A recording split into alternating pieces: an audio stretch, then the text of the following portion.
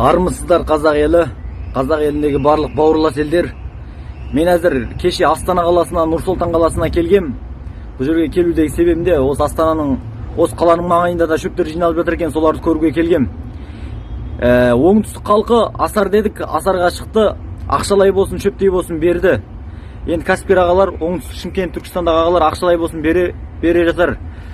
Ендігі дізгінді ол ел асары дедік. Батыс Маңғыстауға көмектесеміз дедік. О жақтағы Маңғыстаудағы халқымыз өте намысты, кең көңілді, біздің көмегімізді күтіп отыр. Және де о жақтағы жауапты ағалар шөп таратып жатқан өте қиындық көріп жатыр. Өйткені о жақтағы ел жұртымыз шөп неге бермейсің, бізге неге бермейсің деп жатыр да. Түсінуге болады да, шөп жеткіліксіздік болып жатыр да. Біздің жіберген 200 вагонымыз оңтүстік Қазақстан 100 қанша вагон жіберді, қалғандары жоқ, 100-ден артық вагон жіберді, қалғаны сол Қарағанды, Алматыдан барды. Сондықтан енді Аралға да, Қызылордаға да көмектесу керек. Шығыс Қазақстан, солтүстік Қазақстанды орсақ, оңтүстікте де кейбір шөп жетпей жатқан қиыншылық бар кісілерге көмектесеміз, бірақ ол енді белгісіз. Бастысы Маңғыстау облысы мен Аралға көмектесу керек та, сондықтан оңтүстік Қазақстан ел асарын жасады.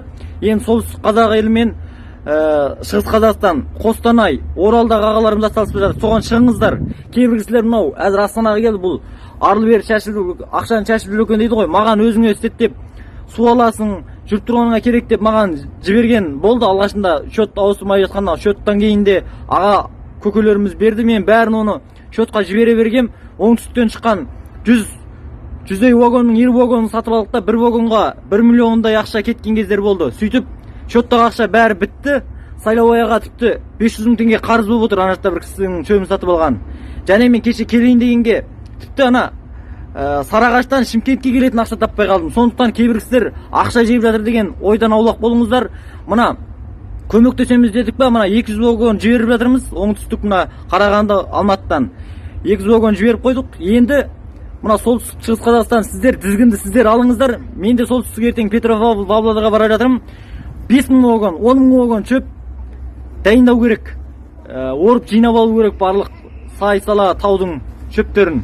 Сондықтан Маңғыстауда әзір бір-бірімен анандай шөпке енді түсінуге болады да, мал түліктер өлгей жатса, енді шөпке таласпағанда неге таласады? Сондықтан ол кісілерді түсінейік. Маңғыстаудағы шөп жетпей жатқан аға бауыр, кең көңілді ағалар, көкелер, сіздер де түсініңіздер. Ана жауапты ағаларға сіздер ол кісілер жазғырмаңыздар. Ол кісілер жұмыстарынан шығып кетті кейбір кісілер. Сонда да шөп таратып беріп жатыр теңде-тең бөліп. Рет-ретімен ол азғантай барған шөп ол жақта көп түлікке жетпейді ғой, мал түліктеріне. Соған бүкіл аттанысқа шығыңыздар. Және оңтүстікке 31-не шейін вагон қойылған. Соған темір жол бастығының, ауыл шаруашылық министрлігінің басқа облыстарға енді 2 ай көлемінде, 1 ай көлемінде тегін вагон қойып беруін сұранам. Рахмет.